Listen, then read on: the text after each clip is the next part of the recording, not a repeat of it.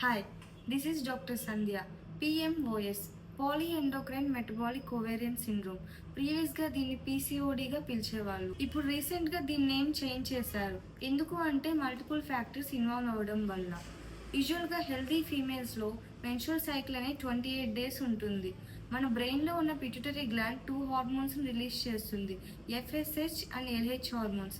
ఈ 2 హార్మోన్స్ అనేది female menstrual హెల్త్ని రెగ్యులేట్ చేస్తుంది. ఈ హార్మోన్ ప్రొడక్షన్ ఇంబ్యాలెన్స్ అయినప్పుడు మెన్స్ట్రువల్ సైకిల్ హెల్త్ అనేది ఎఫెక్ట్ అవుతుంది. యూజువల్గా పిఎంఓఎస్ కండిషన్లో ఎఫ్ఎస్హెచ్ లెవెల్స్ అనేవి తగ్గుతాయి and LH hormones levels increase అవుతాయి.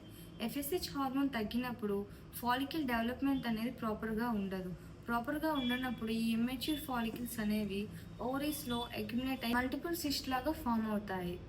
ఎల్హెచ్ హార్మోన్ ప్రొడక్షన్ ఎక్కువైనప్పుడు ఈ ఎల్హెచ్ హార్మోన్ అనేది ఓవరీస్లో ఉన్న టీకా సెల్స్ని ఎక్సెస్గా స్టిమ్యులేట్ చేసి ఆండ్రోజెన్స్ ప్రొడక్షన్ని ఎక్కువగా చేస్తుంది.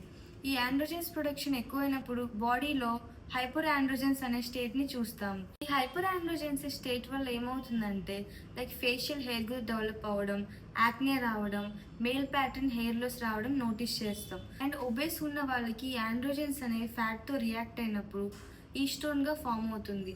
ఈ ఈస్ట్రోన్స్ ఏంటంటే ఎండోమెట్రియల్ హైపర్ప్లేషన్ దారితీస్తుంది. ఎండోమెట్రియల్ హైపర్ప్లేషియాలో ఏమవుతుందంటే ఎండోమెట్రియల్ థిక్నెస్ అనేది ఎక్కువ అవుతుంది. ఈ ఎండోమెట్రియల్ థిక్నెస్ అనేది ఎండోమెట్రియల్ కార్సినోమాకి లీడ్ చేస్తుంది. సో వీటి వల్ల ఏమవుతుందంటే పిఎంఓఎస్ ఉన్న ఉమెన్స్ యూజువల్గా ఇవి ఫేస్ చేస్తూ ఉంటారు. ఓవులేషన్ ప్రాపర్గా జరగకపోవడం, ఇర్రెగ్యులర్ సైకిల్స్ అండ్ ఫర్టిలిటీ ఇష్యూస్ని చూస్తారు. పిఎంఓఎస్ గురించి మరిన్ని వివరాలు తెలుసుకోవాలనుకున్నా, పిఎంఓఎస్ని ఓవర్కమ్ చేయాలనుకుంటే do book your appointment in www.vikashomeo.com.